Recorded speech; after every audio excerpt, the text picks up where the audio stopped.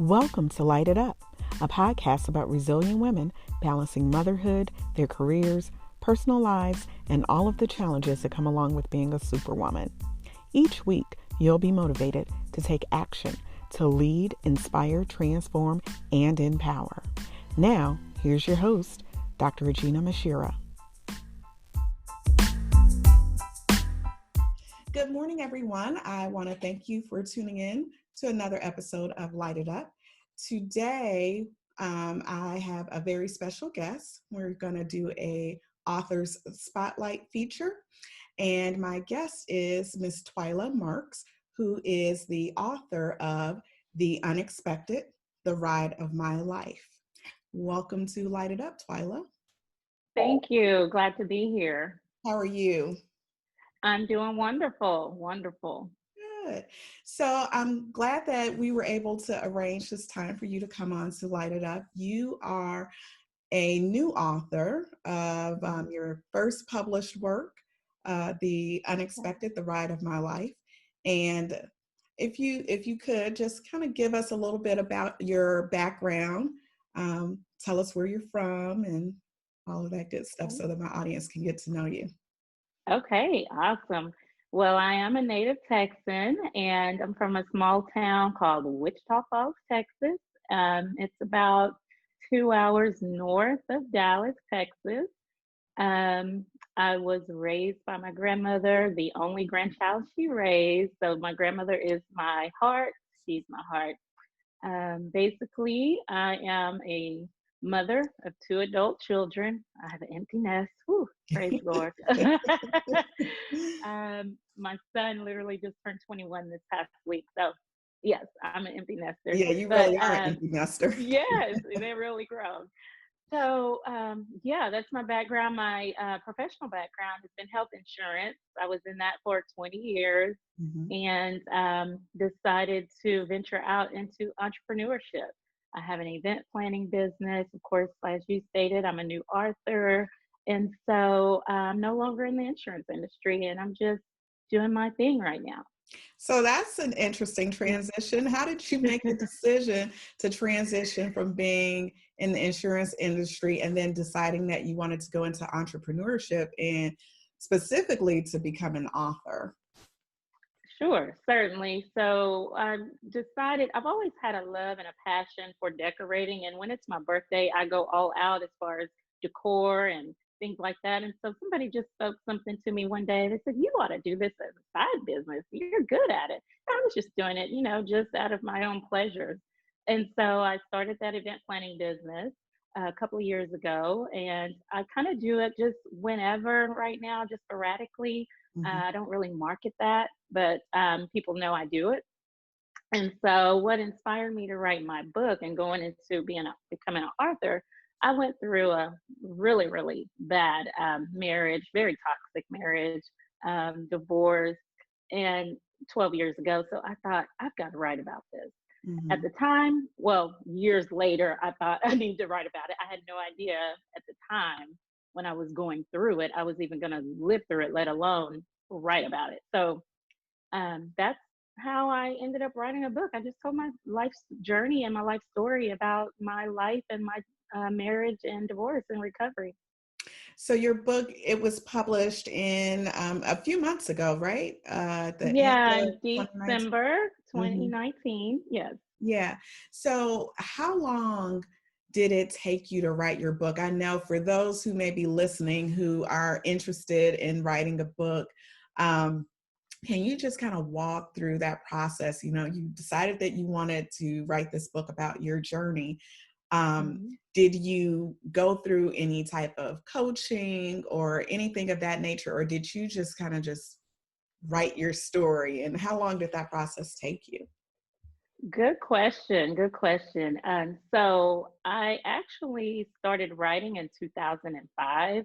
I was still married at the time, and the book initially was going to take a completely different turn or twist. It was something completely different initially, but then life happened, and I experienced what I experienced.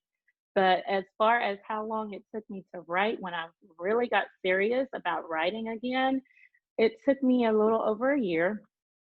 I did not write in chronological order. I just recalled different events that occurred during that time. Mhm. And I thought, I got to write about that today, you know, and then a few days passed. I'm going to write about this today. And so I did hire an editor, and she helped me compile the book to flow. And but those that to answer your question, for those that are interested in writing a book, just start writing. That's what I tell people. Just start writing. Don't worry about a title. Don't worry about how many pages, words. Just start writing until you get it all out on paper. And even when I finished writing, Aginah, I still needed to go back and add things. I thought, oh, I forgot about this. You know, that's Mhm. important. So yeah, it was a process. So from start to finish, when I became very serious about it and completing the project, about a year. Okay. And About a year. while you were writing, I know, we're trained, I guess, when you go through school and you're writing essays and things of that nature, like you're trained Hmm. to like develop an outline first. And then as you mentioned, you didn't Hmm. write in chronological order, you just wrote. And then afterwards, I'm assuming Right. your editor helped you put everything together. Did you experience any difficulty writing that way? I know sometimes it's kind of difficult to kind of switch, to another Yeah. method of writing. Yes, I did. And meaning, because I did want, in my mind, I wanted to write in chronological order Mhm. because I thought I'm going to miss something. But there were some very painful moments that I had to relive through writing it. So I kind of pushed those off or to the side and said I'll write about that later. Mhm. Even though I knew I needed it to be a part of my book. But so, yes, I did experience a little difficulty not writing in chronological order. So the book is about your life. I know I don't want to give away too much about your book, so you can share what you want the audience to know. But you do start the book with talking about your childhood a little bit, like your history in terms of, you mentioned that your grandmother Mhm. raised you. Why did you think that it was important to start off with that aspect as you then got into the journey of your marriage and things Yeah, that transpired? yeah, yeah. Great. Sure. There were some significant things that occurred to me during my childhood, and I felt like um, my readers needed to know a little bit about who is Twyla. Not, I didn't just want to jump into marriage life, right? So um, I experienced single parenthood at a very early age. And because of it, I did not finish college. So I wanted to talk about that. Not that that was an excuse, because I know some people do go on and finish even with a child. But that's not the path my life took. And Mhm. so um, I didn't bore the reader with or inundate the reader with childhood experiences, or you get a snippet of who I am, and then we move into my adulthood and marriage and so on and so forth. So, how I know that pieces of your story were brought back, old memories, experiences as you were writing. Um, how did you push through so that you continued to write to tell the story of your life? Wow. That's an amazing question. I cried during some parts writing, Mhm. writing those, reliving those experiences. And there were some times I had to just put the pen down, or stop typing or what have you, whatever I was doing at the time, because it was very painful. And even 10, 11, 12 years later, to experience or to write about that experience, it was painful. It was kind of therapeutic as well, because it allowed me to realize that, yes, I've moved past that, and I believe God has healed me, but it was still tough to write about it. Mm-hmm. Yeah. Yeah. It's kind of reminds me of when I was writing my book. There were some pieces that I just didn't want to deal with. And like you said, sometimes you have to just stop writing and then Yes. come back to it. Um, did you, and then of course you're a mom. So did you Yeah. tell your children that you were going to write this book about your life beforehand? Oh wow. Yes. Yes. And my kids were younger, especially my son. He and I have a son together, my ex-husband and I, and my son doesn't recall a lot of the events that occurred. Of course, my daughter, she was older, and so she decided she was going to read the book. Period. Point blank. Mhm. My son, still to this day, and the book has been out almost 6 months. He hasn't read it for whatever reason. I'm not forcing him to read it. If he doesn't want to read it, he doesn't have to. So, but they were aware I was going to write it. And I asked them how they feel about our life. And my daughter, she's just so funny. She just said, Mama, it's your truth. Write it. Yeah. So, Yeah. yeah. And Yeah. that's very, I think it's important to be comfortable enough to share your truth with the world, because it's not like you're writing this book and publishing this book and you don't want anybody to read it. So, Right. what is it that you want the readers to get from your book? Sure. Sure. I would love for the reader to, um, well, let me say it like this. I compare my life to a roller coaster. So there's a thematic throughout the book, that you're going to experience corkscrews and dips and uphill journeys. And it's very relatable. It's very relatable, is what I've been told, based on the reviews. And so the reader, I would like for them to take away that they're not in the journey by themselves. They too can experience life journeys, that life throws at you, you can recover and move on from it and be healed from it as well. Mhm. And I was very transparent in my writing. And I feel like when we go through things, Aginah, it's not for us, it's for other It's people as it's well. Aginah. I have to correct Aginah, you. I'm sorry. And I'm glad you did that, because I correct people all the time when they pronounce my name wrong. Okay, Aginah. Okay, I'm sorry. That's okay. But That's when we okay. go through things, Aginah, I tell people this all the time. It's not for us. It's for us to share, so somebody else can recover and be healed from our story, and be encouraged through our testimony. Hmm. And Yeah. so let me ask you this then. Have you thought about ways in which you're going to um, use this book to expand, so you've got the book that you've published, and Mhm. it's a transparent story that's designed to help other individuals who are going through a similar type of journey, to know that they're not Mhm. alone. What else Mhm. do you plan to do to help people who are going through, as you say, like the ride of their life, an unexpected ride of their life? There you go. Yeah, I would love to speak to different women's groups, men alike, because men and women, we all experience painful divorce, toxic marriages. So, also, I do have in the works, I do plan to write more books. Not sure right now what that looks like, but I really, really, my heart, Aginah, is on divorce recovery and how to get back out there, as it relates to dating, as it relates to co-parenting, all those components that play a major factor in divorce recovery, right? Mhm. Because you can't change that person. That person is the parent, period. They're not, that's going to always be forever.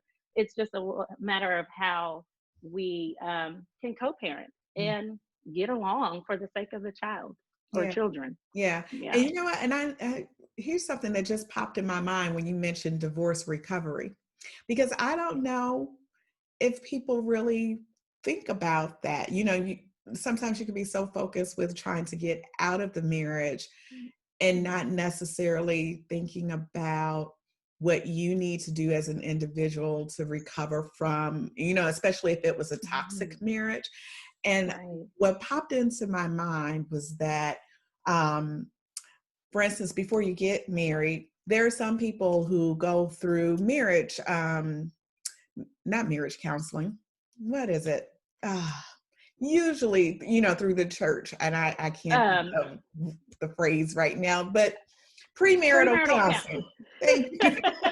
I'm like, it's not marriage counseling. You go through marriage counseling when you get in trouble. Yeah. But right. Premarital counseling. And that instantly popped in my head that, sometimes we will go through premarital counseling to make sure that we're going into the marriage on the same page, know what to expect.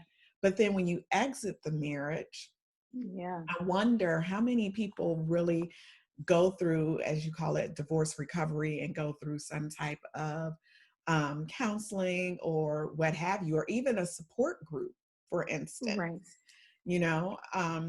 So how, I know that's important, but how can you help people understand the importance of going through some type of, looking for a support group or going through some type of divorce recovery? Oh, absolutely.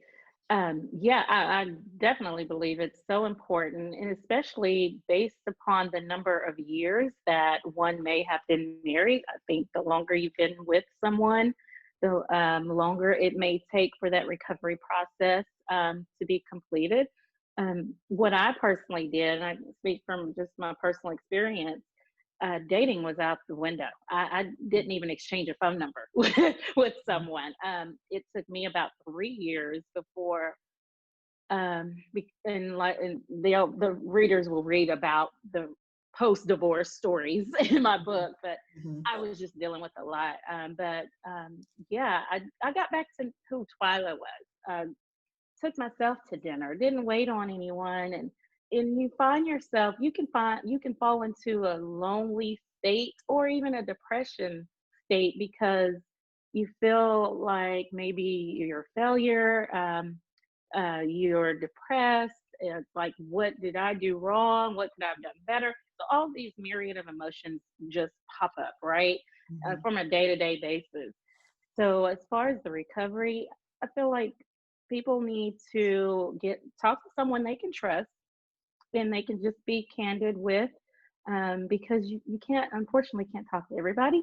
And because at the time when you're recovering from a divorce, the last thing you want to hear is, I told you shouldn't have done that. That's not, you need a support system, but you also need someone that can speak positivity into your life and encourage you. And I'm a big sports fan, right? I'm a huge Dallas Cowboy fan. I'm in Texas, and I'm a huge Dallas Mavericks fan. I took myself to football games and basketball games by myself, and I still do to this day, and it was wonderful. So I understand the recovery journey can look different for a lot of people, because some people are extroverts, some are introverts.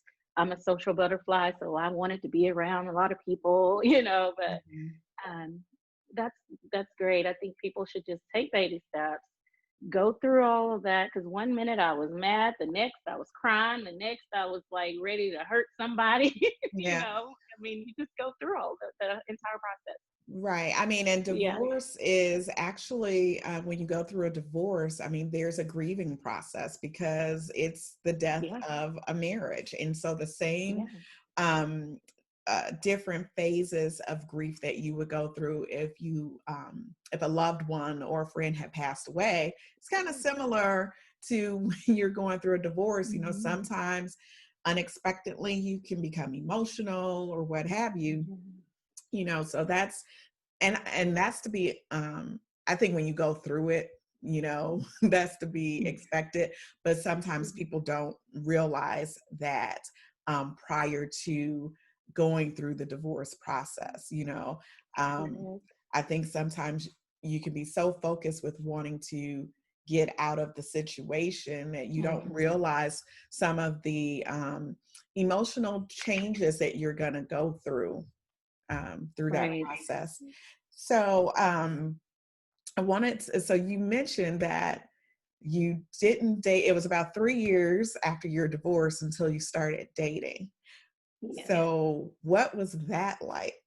In terms of, I mean, did you just one day say, okay, I think it's time for me to get ready to begin dating, or was, Yeah, yes, oh my, it definitely was an eye-opening experience because I hadn't dated in what, almost at that time, 15 years. Mhm. And so, that was when the world of online dating had really just hit the scene and it was very popular. I didn't even know what to do, how to do it. Somebody said, "Oh, go out there, create an account, and you'll get hits all the time, and somebody will want to take you for a meet and greet." What is a meet and greet? All these terms. I had no idea Yeah. what they were. But you said, what was that like? It was very interesting. I went on a few dates and I thought, oh my gosh, is this what this is now? I may just be single forever, you Mhm. know? But there were some that I thoroughly enjoyed. And I don't want to give it away too much Yeah. because I talk about this in my book. Okay. Yeah. Um, but just in a nutshell, I really thought I had met the one Mhm. afterwards. So, and I talk about that. But yeah, it was interesting. The dating scene was definitely different than I was accustomed to. Do you think that you would ever get married again? you know, I I'm open to the idea, but he definitely has to come and sweep me off my feet and just be real and genuine. And first and foremost, a man of God. He just Mhm. has to love the Lord Yeah. because I'm a Christian woman. Yeah. Absolutely.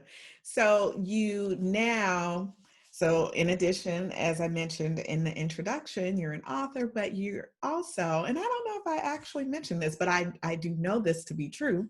You also have a new podcast, Talks Yeah. with Twyla. So what Yeah. made you decide? So you're doing just all sorts of new innovative things. You're an author, now you've launched a podcast. What made you decide to step out there and launch the podcast? Yes.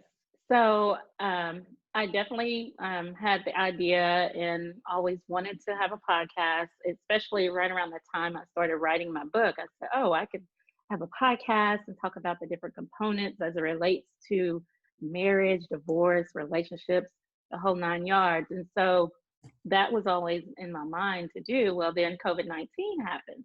And I thought, people don't need to hear about divorce right now or marriage. Right, the world is experiencing a lot of pain. We need to be encouraged and inspired. So my podcast for now, I have been inviting guests to my show, various topics. I've talked to essential workers. I've talked to, of course, folks in the education field, schools, principals, seniors. So basically, right now, it's surrounding COVID-19, being all the topics is surrounding COVID-19, and it's going very well. I actually have listeners all the way from Germany now. Oh Like, wow. wow, who would have thought? I'm Yeah. international. So that's what the podcast is. It publishes every Thursday a new episode. Hmm. And so I'm just enjoying hearing the stories from the guests. I interviewed a nurse not too long ago. She actually went out to New York, and it was absolutely a tearjerker, Aginah. It really was. She said, what we see on TV in New York is really what it is. Mm.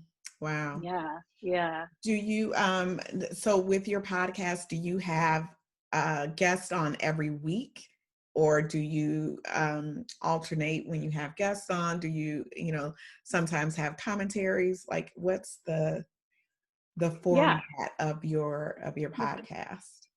yeah, I do have guests every week. It's always a certain topic. Like this week's is COVID-19 in the church, Okay. and the title is called Missing the Saints in the Sanctuary. Mm. So, yeah, so I do. And the format is basically I introduce them and they just tell their story as relates to how COVID-19 has impacted and affected them personally and professionally. Awesome. Yeah. Awesome. Yeah. And your podcast is on all of the available platforms? Yes, it Okay. is. Okay. Yes. Hmm. Perfect. Um, so let me ask you this. In terms Hmm. of how will you intertwine, have you talked about your book on your podcast? I know that initially, the plan was to talk about divorce and relationships and things of that nature. But even with COVID-19, there are some folks who are living together who probably don't want to be Want together to be anymore. right. But are you going to at some point, it depends on what state you're in, I guess, in terms of whether or not you're still sheltering in place or whether that will be lifted. But at some point, will you begin to talk about your book and then integrate the piece related to relationships into your podcast? Absolutely, absolutely. I probably have about three more episodes that I want to speak with various groups as it relates to COVID-19, and then I am going to shift gears and talk about my book. And right now, I don't think I'll have guests on with that every week. Mhm. Um, that's kind of my vision when I do transition. But yes, yes, absolutely. Okay. And what other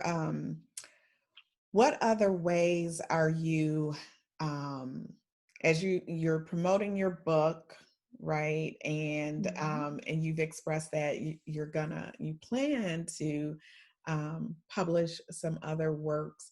Hmm. Will your focus be more centered around self-help, or do you think it will kind of expand in any type of way? Like, what's your central focus, do you think, in terms of your writing?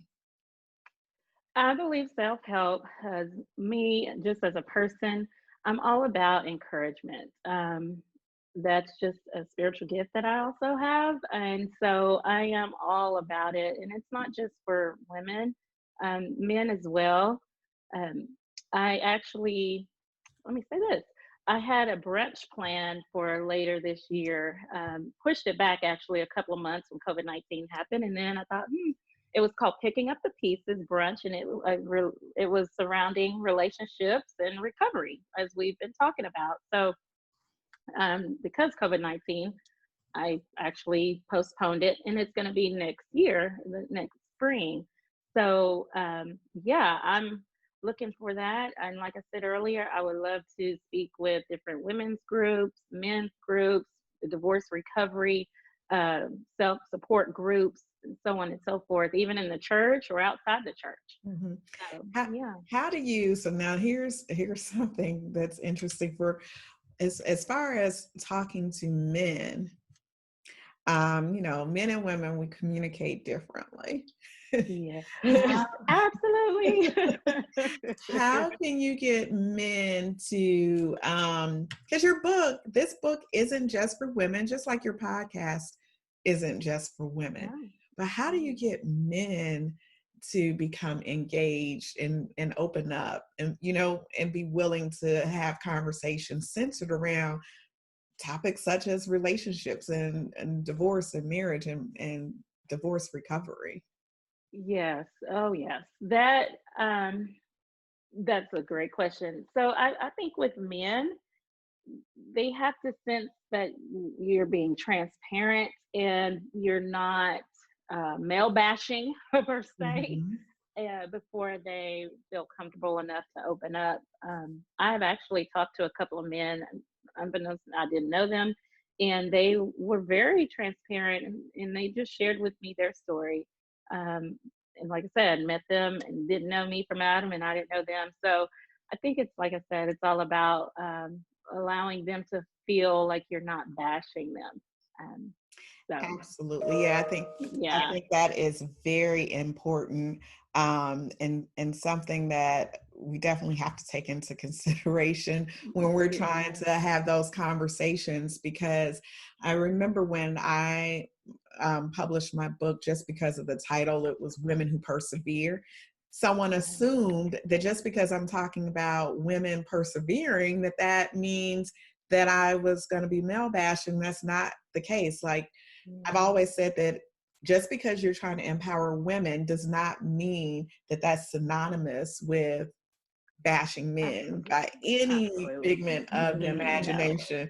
So it would be great or interesting to see like how that expands for you in terms of working with men in this area as well. Because I know for women, we usually, you know, bounce ideas off of each other. Like if we've got like a core of girlfriends that we talk to and deal with. And that's something that I didn't ask you earlier. When you were going through your divorce, what type of support system did you have in place, you know, when you were going through that process? Oh yeah.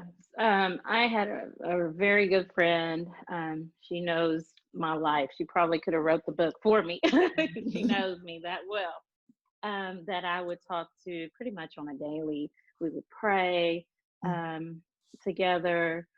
She would check on me. Twyla, you okay? Was there anything you need? And you need people like that in your life, that they don't want anything from you, but they're just genuinely there to support you. They've seen you at your weakest moments. They've seen you at your most greatest moments and things like that. So, and then my grandmother, she's my inspiration, whom I call Ma, Yeah. and that's how she's addressed in the book. But I said earlier, you really need positive people in your life. And some of the folks I had to cut off. I really did, through that time that I was going through that divorce. Like I said earlier, you just can't share everything with everybody. I don't need you to say, oh, you shouldn't have married him. You shouldn't have done this. So now I'm the victim here? No. So I did had to cut a few people off, and you know, that was fine. It was just they didn't need to be connected to me during that season in my life. Right. Yeah. Did you come back to those folks? Are they still involved in your life after you went through that season, or Yes, is this yes. When I say cut off, I mean I just stopped sharing things with right? them. Okay. Yeah, Okay. yeah, yeah. Because even with that, you know, sometimes if you're just in a different space in your life, even when you go through a divorce, I would imagine, like, for instance, if you and your ex-husband shared mutual friends, that may have potentially changed as well. And it's just also amazing how your relationship or the fact that you're going through a divorce can also impact other people in ways Mm-hmm. that you don't necessarily consider, I guess. Yeah. Because I've heard stories about people who, you know, outsiders who may have been upset or disappointed, for example, that, Mm-hmm. you know, you've decided to go through a divorce and not, you know, continue with the marriage. And I would imagine that that would have to be a difficult thing to deal with as well. You know, you're already dealing with something as life altering as going through a Right. divorce, but then to potentially have to concern yourself with how others feel about a decision that you're making that impacts your life. Right. Right. And that is an amazing point, because those were some factors that I dealt with prior to making this decision that I was actually going to leave. Like, what are people going to think? Mhm. Gosh, they're going to think whatever, you know, all kinds of emotions and thoughts run through your mind. Mhm. So, yeah. Yeah, it's definitely a journey. So Yes, it yeah. is. So tell people where they can purchase your book. How can they get Absolutely. a copy of your book in their hands? Absolutely. Can I show the Yeah. book cover? Yep. So here's the book, The Unexpected, The Ride of My Life. It can be purchased on Amazon. It's in the ebook and paperback form. Just type in the unexpected, write in my life or my name, and there it is. Some people like to flip pages, hold something, mark in it. That's paperback. You just like to download, got the ebook as well. And so, yeah. And then if people would like to have you speak, I mean, I know right now we aren't speaking anywhere in person in large groups, but if there are any type of groups or conferences that may be coming up, a lot of people are doing things virtually. How would someone get in contact with you if they wanted you to come out and even do a book talk or talk about divorce recovery? Absolutely. So I can be reached at talkswithtwyla@yahoo.com, email, as well as my social media platforms. I'm on IG, Twitter, Facebook, and it's Talks with Twyla. Awesome. What are your, if you have any closing thoughts or comments, remarks that you'd like to make, what type of advice would you like to leave um, our listeners with if there's someone who's going through a divorce or even contemplating a divorce? What advice could you give? Right. I would say that if you are contemplating it, let's start there. Make sure that you really pray and just ask God, is this really what you should do? Because divorce, making that decision, it's a long journey to recover, especially when there's children involved. But if you have that release to move forward, then do it.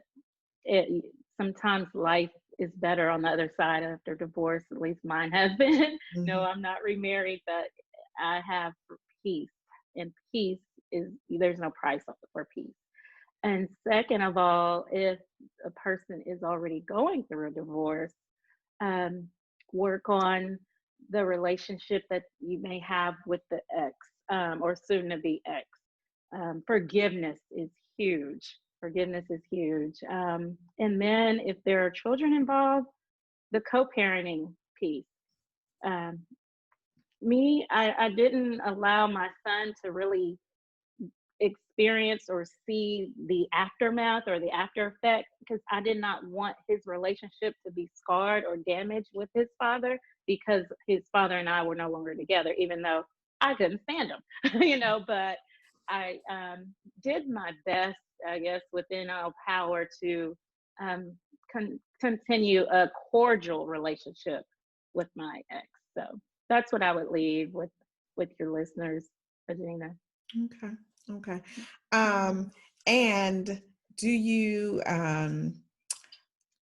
have any, I guess, words of wisdom, advice for the person who is not initiating the divorce? Because it's always, sometimes divorces are mutual and sometimes they are not. In most cases it could not be a mutual decision. So for the person who is not initiating the divorce, Mhm. what advice would you give to that individual?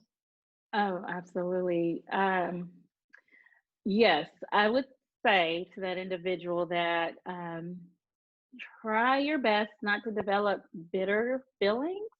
And because bitterness can lead to so many other things. And even though in your mind you may feel like you want to be vindictive or, retaliate, but in the end, it's really not worth it. Your peace, your well being, your mental health, your emotional health, and your physical health supersedes, and of course, your spiritual health supersedes those bitter feelings and those thoughts of being vindictive towards that person. Yeah, because Yeah. at the Yeah. end of the day, everybody, like you mentioned, peace, there isn't a price that you could put on No. your Oh, peace gosh. of mind. Mhm. And I think regardless as to who wants out of a marriage, both parties should be able to leave it where they ultimately, at some point have peace of mind and contentment, hopefully. Right, So, right. one more time, tell people where they can pick up your book and how they can connect with you, either via email or social media. Sure. So this is my book, The Unexpected, The Ride of My Life. It can be purchased on Amazon in paper book and ebook form. And how you can connect with me on social media. I'm on IG, Twitter, Facebook, Talks with Twyla, and my email is talkswithtwyla@yahoo.com. Well, I want to thank you so much for joining me today for this episode of Light It Up. I look forward to hearing more about what you have in store in terms of your upcoming publications and just, seeing what you're going to do as far as those speaking engagements as well, because I think it's very important that people really hear about the relevance and the importance of, focusing on how to create a better life after you go through your journey of divorce. Um, Yeah. and so to hear that type of information from someone who's gone through it and who's willing to be transparent is, I think, Oh, very, very yeah. important for people. Yes. Well, thank you so much for having me on, and Gina. I really appreciate it. It's been a pleasure speaking with you as well. Thank you. You have a great day, and hopefully we'll be able to connect again really, really soon. Yes. Thank you. You have a good one too. You too. Thanks. Mhm.